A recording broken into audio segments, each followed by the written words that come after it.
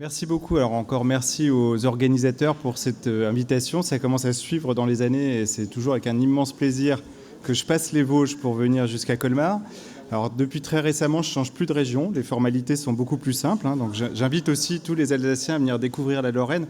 Comme vous le voyez sur mon teint habituel, on a un climat qui est assez exceptionnel par rapport à l'Alsace où j'ai vécu aussi. Donc n'hésitez pas à passer les Vosges dans l'autre sens. Alors on va essayer d'aborder la question qui m'a été posée. C'est est-ce qu'on peut réussir à limiter les déclenchements du travail en cas de rupture des membranes proche du terme?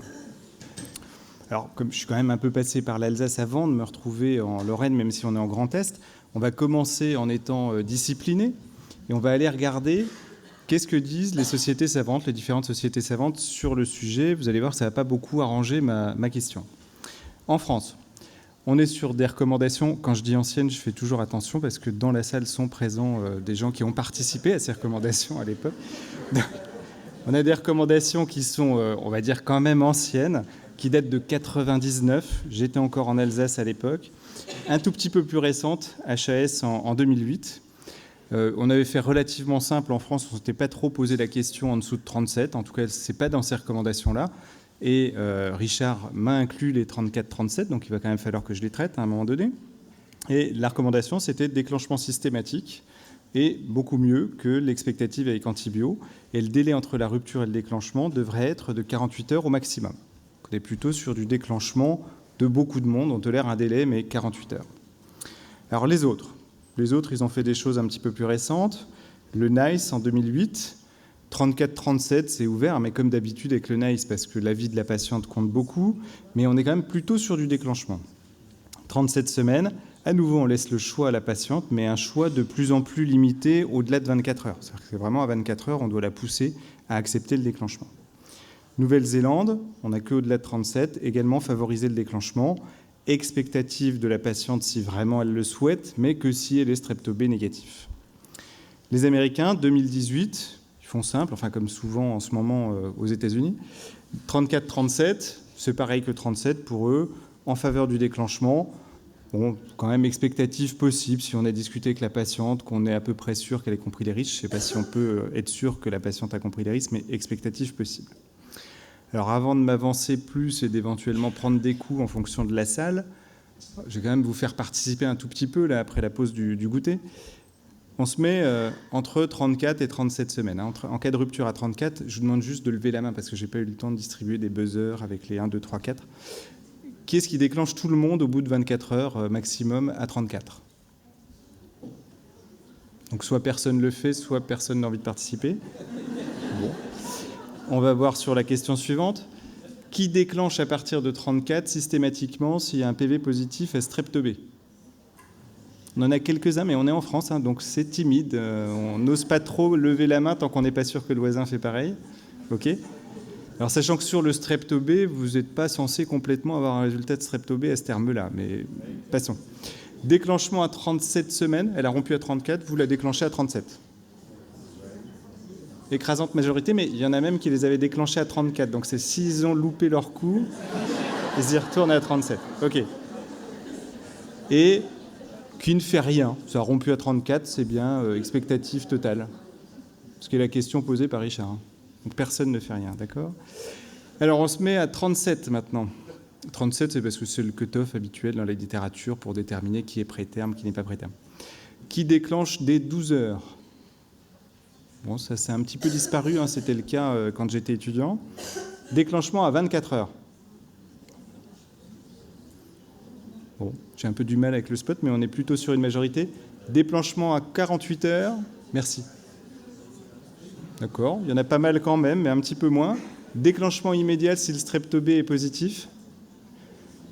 Je suis inquiet parce qu'à Nancy, il y a quelques Nancéens, les réponses ne sont pas complètement homogènes. Mais on reverra ça en rentrant.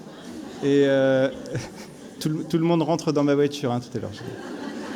Et expectative ? Pas d'expectative au-delà de 37. Bon, alors globalement, tout ça, c'est un petit peu ce à quoi je m'attendais. Tout ça va plutôt dans le sens de déclencher à peu près tout le monde. Bon, ça nous donne pas mal d'excuses pour appuyer sur les boutons. Et ça arrange pas trop mes affaires. Donc à un moment donné, quand je préparais le topo, je me suis dit, bon, comment je pourrais faire. Alors, non que je sois mégalo au point de me prendre pour les différents génies qui sont sur la diapo. Alors, il y en a un qui est discutable, mais c'est la pub pour sa marque que j'ai enlevée. Mais la question était plutôt comment est-ce qu'on pourrait penser éventuellement un petit peu différemment de tous les experts qui ont fait les recommandations et des gens qui sont dans la salle et qui déclenchent tout le monde. Alors là, j'ai regardé le programme, je me suis dit, ouais, qu'est-ce que je pourrais faire? Il y a quand même un grand penseur qui pense différemment, habituellement. Alors, si j'étais dans sa peau, éventuellement, qu'est-ce que je proposerais là, dans cette situation-là? Et c'est simple, en fait. Il nous le dit régulièrement. Il suffit d'avancer la date de césarienne programmée pour moins déclencher. Et là, je me suis dit, non, Richard va pas être content. On a dit désescalade thérapeutique, c'est pas césarienne à tout le monde. Donc, on va reconsidérer quand même un tout petit peu la question. Alors, là, on va rentrer dans des trucs un tout petit peu plus sérieux, je suis désolé. Rupture proche du terme, il faut qu'on clarifie un tout petit peu les définitions et les appellations contrôlées. Sur les appellations contrôlées, on doit faire une différence entre 34-37 semaines, c'est la rupture prématurée, elle est encore prématurée des membranes, c'est 3% des grossesses en fonction de ce qu'on trouve dans la littérature, et supérieure à 37 semaines, où on est sur des ruptures des membranes avant travail. On n'est plus sur un terme prématuré, c'est le Pre-Labor Rupture of Membranes aux États-Unis, 8% des grossesses. Par ailleurs, à considérer, c'est que les définitions, elles sont basées sur une latence d'entrée en travail spontané après rupture des membranes. On a plein de patientes qui vont rompre leurs membranes, qui vont entrer en travail dans la demi-heure, les 3/4 d'heure, les 2 heures, et toutes les études ne prennent pas le même cut-off. Et ça a un impact sur les issues qui vont nous intéresser pour savoir ce qu'il faut faire de ces ruptures de membranes. Autre point sur cette latence, c'est que surtout au-delà de 37 semaines, je ne sais pas à quoi je vais avoir droit,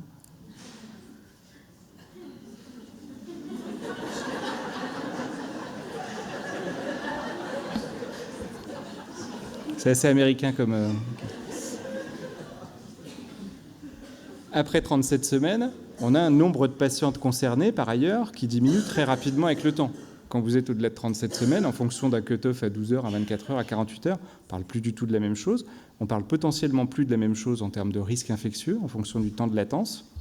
Par ailleurs, les caractéristiques obstétricales des patientes sont potentiellement différentes. On l'a déjà un petit peu évoqué, je ne vais pas rentrer à nouveau dans le détail, mais potentiellement, il y a quand même plus de femmes nullipares diabétiques avec macrosome au-delà de 24, 48, 72 heures. Ce n'est pas complètement les mêmes à déclencher, donc quand on va regarder l'impact du déclenchement, ça a une importance, j'y reviendrai après. Alors ensuite, pour se poser la question, est-ce qu'on le fait, est-ce qu'on ne le fait pas, qu'est-ce qu'il vaut mieux faire? Il faut réfléchir à quels sont nos risques présupposés. Et ces risques, ils sont évolutifs avec l'âge gestationnel. Ce qui concerne tout le monde, en cas d'expectative, a priori, c'est juste des risques a priori, infection néonatale, infection maternelle, et éventuellement la procidence, l'HRP, j'en reparlerai plus, procidence, HRP, on est dans l'accidentologie, on n'a rien dans la littérature qui guide nos conduites à tenir dans ce cas-là. Quand on parle du déclenchement, ça a été déjà largement abordé, on a en tête, est-ce que le déclenchement c'est mal potentiellement parce qu'on augmenterait le taux de césarienne? Et en plus, entre 34 et 37, alors, à titre personnel, moi, j'irais plus loin que 37, mais dans la littérature, on n'a pas au-delà de 37 sur ces questions-là. Conséquence de la petite prématurité, c'est de la petite prématurité, mais ils sont encore prématurés. Alors, pour réfléchir par rapport aux recommandations et par rapport à ce que vous avez tous intégré dans vos pratiques, comment on fait? On doit retourner à la source des données.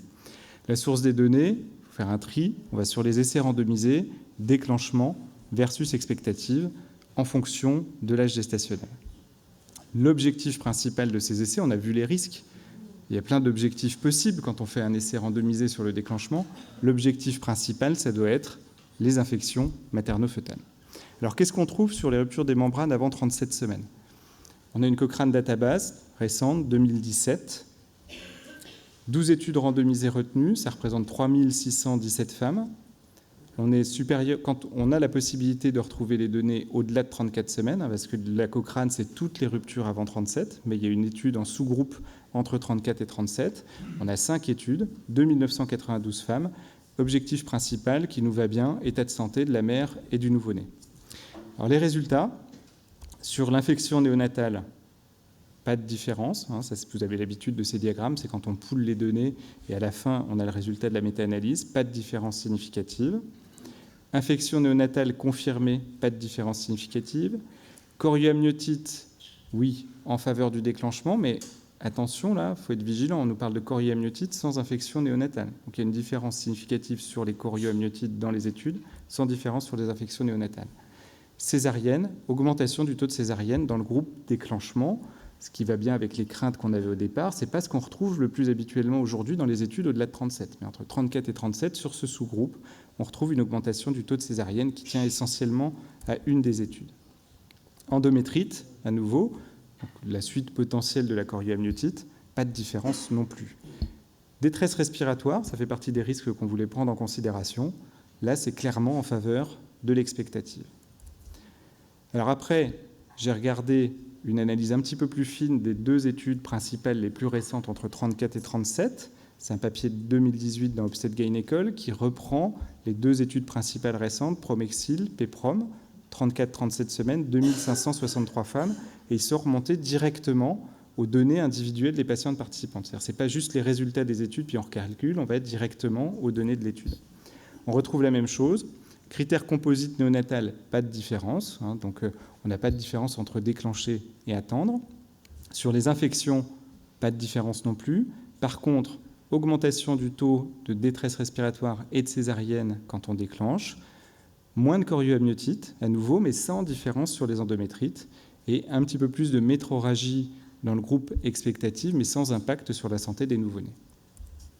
Donc pour l'expectative inférieure à 37, on n'est plutôt pas trop mal pour répondre à la question du jour. Oui, il y a un petit peu plus de chorioamniotite, mais je reviendrai plus tard sur la définition de la chorioamniotite. Pas de différence en termes d'infection néonatale, ni d'endométrite, moins de détresse respiratoire, moins de césarienne. Donc la chorioamniotite en tant que telle ne semble pas impacter sur la santé des mères et des nouveau-nés quand on attend entre 34 et 37 semaines. Ça se corse un peu, rupture supérieure à 37 semaines. À nouveau une Cochrane Database de l'année dernière, rupture supérieure à 37, prise en charge active définie de façon relativement homogène, ça se discute, c'est une latence qui doit être inférieure à 24 heures, versus expectative. 24 essais retenus, vous voyez, avec des choses assez hétérogènes. Je vais vous expliquer ensuite pourquoi en termes de méthode de déclenchement. Alors, de manière brute comme ça, quand on lit la Cochrane assez rapidement, qu'est-ce qu'on retrouve comme résultat ? Déclenchement versus expectative, il vaut mieux déclencher pour les infections maternelles, moins de risques. Il vaut mieux déclencher pour le sepsis néonatal probable. Sepsis néonatal probable, vous mettez autant de pédiatres que vous trouvez autour d'une table pour vous définir le sepsis néonatal probable, vous aurez autant de définitions que de pédiatres. La HS, j'y reviens après, pas la HS, la Société de néonates vient de proposer des nouvelles recos, mais qui n'ont pas du tout été utilisées pour ces études. Sepsis néonatal certain, alors là c'est un petit peu plus carré, c'est sur des prélèvements. Là, de façon finalement pas très surprenante, pas de différence significative quand on attend, quand on ne déclenche pas. Sur les césariennes, pas de différence significative, donc pas d'augmentation, pas de diminution non plus. Malgré tout, quand on lit comme ça, de prime abord, a priori, ça reste en faveur du déclenchement. Déclenchement semble être associé à une diminution des infections maternelles, du sepsis néonatal probable. Alors si on peut ne serait-ce que détendre un tout petit peu nos pédiatres, c'est déjà ça de gagner. Les enfants ne sont pas vraiment malades, mais au moins ils ont moins peur qu'ils soient malades. Bon, pourquoi pas ? Pas de différence pour le sepsis néonatal certain et les césariennes. Mais il y a un mais, ou alors un très gros mais, ou alors plusieurs mais par rapport à cette Cochrane. Gros mais, c'est que dans cette Cochrane, il y a un problème sur le bras expectative. Il n'y a pas de réelle expectative sur les essais qui sont rapportés après l'essai de Anna de 1996. Pour tous les essais suivants, les gens sont partis du principe qu'il fallait déclencher. Les essais suivants n'ont pas été faits pour ça, ils ont été faits pour tester l'efficacité du déclenchement. Ils n'ont pas été faits pour attendre plus et voir ce que ça donne pour les nouveau-nés. Donc il n'y a que Anna qui a attendu 4 jours. Il y a un seul autre essai, je vais vous le détailler après en hommage à Bruno, c'est Merelsen 2007 qui a attendu jusqu'à 48 heures. Les objectifs principaux de la grande majorité des essais, c'est la vitesse d'accouchement, ce n'est pas le taux d'infection. La grande majorité des effectifs sont inférieurs à 200 patientes incluses, ce qui est totalement insuffisant pour évaluer des différences en termes de survenue d'infection. Il y a une hétérogénéité majeure entre les essais sur les définitions de l'affection maternelle et fœtale, et une hétérogénéité également de pratique, là sans même aller regarder les déclenchements, quant au dépistage du strep-B, l'utilisation des antibiotiques. Les latences de déclenchement sont variables, de H0 à H24. Je vous ai expliqué tout à l'heure l'impact que ça a. Et l'expectative également, 24 heures à 4 jours. Et ça, ce n'est pas moi qui le dis, c'est les analyses qui sont obligatoires dans les revues de la Cochrane sur le niveau de fiabilité des données. C'est fiable quand c'est vert. Vous voyez que globalement, on a sur quasiment tous les items, on est en dessous de 25% de fiabilité. Donc on est sur des données de faible qualité pour cette Cochrane. Et alors, à nouveau, je ne sais pas si on s'en sortira un jour, le ou les problèmes posés par le papier de Anna, qui est le papier Princeps qui guide globalement ce qu'on fait depuis des années, de 1996, publié dans le New England Journal of Medicine, où elle a testé induction versus expectative.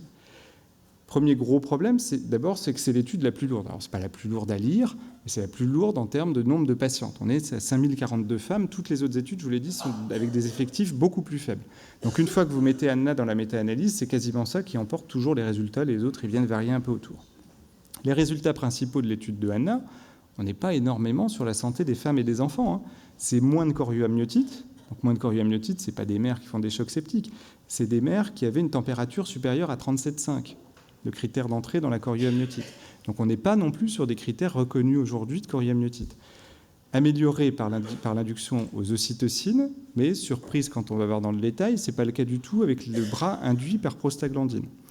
Moins d'antibiotiques chez les nouveau-nés, dans le bras induction, d'accord, mais on l'a vu tout à l'heure, les pédiatres ne sont pas d'accord entre eux pour définir ce que c'est qu'une suspicion de sepsis. Donc ce n'est pas a priori garanti que parce qu'il y a moins d'antibiotiques, ils étaient moins infectés. Simplement, potentiellement, qu'on avait moins peur qu'ils soient infectés. Donc, je vous le disais, problème dans la définition de la chorioamniotite, température supérieure à 37,5. Les antibiotiques, on a des taux d'administration d'antibiotiques qui sont très élevés. Dans le bras où on est content, on met moins d'antibiotiques, 7,5%. Dans l'autre bras, c'est 13,7% des enfants qui ont des antibiotiques en postnatal. Aucun détail quant à l'utilisation des antibiotiques pendant le travail et la prise en compte ou non du dépistage à strep B qui était fait en partie dans cette étude. Voilà, ça s'est mis d'emblée dessus. C'est l'étude la plus lourde, je vous le disais, mais pas convaincant. Depuis 1996, une seule étude randomisée avec expectative supérieure à 24 heures. Je me suis dit, bon, celle-là, on va aller la voir. Le problème de cette étude-là, c'est qu'elle n'évalue pas les infections, elle évalue la latence d'accouchement avec ou sans acupuncture. Bon, alors Bruno, je ne suis pas sûr que ce soit très classique, mais moi, je ne suis pas du tout formé en acupuncture. Et là-dessus, mais c'est peut-être lié à ça, pas de différence significative. Mais encore une fois, on en rediscutera après, c'était peut-être simplement un problème technique sur l'acupuncture. Mais pas de différence significative. En tout cas, ça ne nous a pas aidé à avancer là-dessus. Autre dédicace pour Bruno, je l'avais retirée, mais là, je l'ai remise comme tu l'as abordé. Ils ont aussi regardé l'impact donc, de la stimulation mamelonnaire. Pour les connaisseurs des vieux films de Tarantino, c'était le bar dans lequel ils allaient. Voilà, c'est le Titi Twister. Et pas d'efficacité non plus. Et sur le Covid, c'est pareil, ça je l'ai rajouté aussi, comme tu en as parlé, non recommandé. Alors c'est de l'accord d'experts en raison du risque infectieux. Bon, je ne sais pas comment ils estiment ce risque, mais c'est non recommandé. Alors, au total, au-delà de 37 semaines, c'est plus si évident que ça quand on creuse la littérature pour l'intérêt du déclenchement. Infection néonatale, définition discutée et discutable. Il y a des recommandations de la Société française de néonates de 2017 qui remettent quand même en cause pas mal de critères qu'on retrouve dans les essais randomisés habituels. Les échantillons sont la plupart du temps insuffisants parce que les études n'étaient pas faites pour ça. Il y a une hétérogénéité importante des prises en charge préventives, type antibioperpartum, dépistage du strep B. Pour les infections maternelles, c'est le même constat. Vous avez vu dans l'étude qui pèse le plus lourd, qui est celle de Anna, elles étaient en chorioamniotite quand elles avaient une température supérieure à 37,5 pendant le travail, et ça suffisait pour les mettre en chorioamniotite. Alors après, en balance, malgré tout, parce que est-ce qu'il faut vouloir absolument, ça a déjà été discuté, est-ce qu'il faut vouloir absolument une désescalade thérapeutique? Quel est l'impact de ces déclenchements? A priori, pas d'augmentation évidente du taux de césarienne. Et ce qu'on retrouve, en tout cas dans l'étude de Anna, c'est un vécu du déclenchement plutôt plus positif par les patientes que l'expectative. Alors à prendre avec des pincettes, parce que le vécu, c'est vraiment multifactoriel, ça dépend de l'information qu'on va leur passer au départ, de où est-ce qu'on fait l'expectative, est-ce qu'on les séquestre à l'hôpital, est-ce qu'elles vont chez elles, mais c'est un autre débat encore. Mais en tout cas, on n'est pas sur une évidence négative du déclenchement sur ces facteurs-là. Autre problème, par rapport à nos recommandations actuelles, j'avoue que j'étais assez surpris quand je suis tombé par hasard là-dessus, c'est ce qu'on pense habituellement du délai d'entrée en travail après la rupture des membranes. Et à nouveau, un problème lié au papier de Hanna de 96, c'est que dans sa primo-publication, et que ça c'est le premier tableau, intervalle entre la rupture des membranes et l'accouchement, on regarde le groupe expectative. Alors c'est expectative rapportée aux prostaglandines ou expectative rapportée aux ocytocines. On voit que la médiane c'est 5 heures, le plus rapide c'est 1 heure, et on a 95% en théorie des femmes qui sont entrées en travail à 28 heures. Bon, c'est pas complètement ce qu'on constate. Quand on regarde le reste du tableau, on est un petit peu surpris parce que dans le groupe induction, on a la même chose. Et en fait, c'est une erreur du papier Princeps au moment de la publication en 96 de Hanna. Et en fait, ici, il ne fallait pas écrire délai pour l'accouchement, c'était le délai d'inclusion. Il y a eu un erratum qui a été publié dans le New England assez rapidement derrière, mais qui n'a pas forcément été lu, parce que les gens lisent les articles principaux, mais pas forcément les erratums qui sont dans les échanges aux auteurs. Et ça a été repris très régulièrement par les sociétés savantes, notamment par l'American College, jusqu'en 2016. Là, ils l'ont changé sur leur papier de 2018, mais c'était repris jusqu'en 2016. Et ça, c'est ressorti dans un courrier de Crispin dans l'AGIOG en 2017. Et alors, je ne dis pas que toutes les sociétés savantes avaient ces délais-là en tête, mais ces délais-là, ils sont importants, parce que la latence d'accouchement en cas d'expectative, en fait, c'est 50% à peine à 33 heures et 95% à 94 heures. On n'est pas du tout sur ce qu'on avait appris ou retenu quand on était petit, à cause de cette erreur qui a été retranscrite, et qui là est ressortie plus récemment.